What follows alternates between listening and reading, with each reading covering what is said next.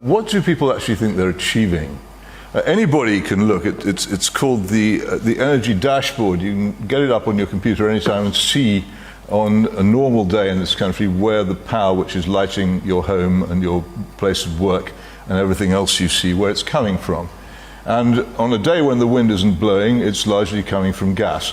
Or it's coming from imported power, which quite often comes from the Netherlands, where they still burn coal.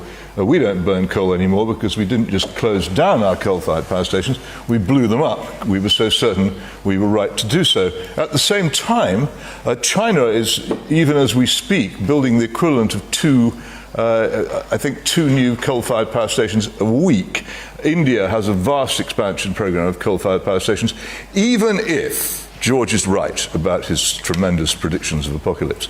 Even if he's right, the contribution which this country is making by what it's doing to these outcomes is not merely minimal, it's non-existent. Everything that we do is completely blotted out by what much larger countries are doing to maintain their own power. Now, if you want to live in a country with net zero, if you want to live in a country where nobody can afford to heat their house, where people have incredibly expensive and largely non-functioning heat pumps inflicted on them, if you want that kind of thing to happen to you, if you want lots of people to lose their jobs because there's no energy, if you want to be cold all the time, if you want the computers which make life possible in practically every form of life to shut down every so often, then carry on believing that the demand to go for net zero, to keep it in the ground, is intelligent and thoughtful.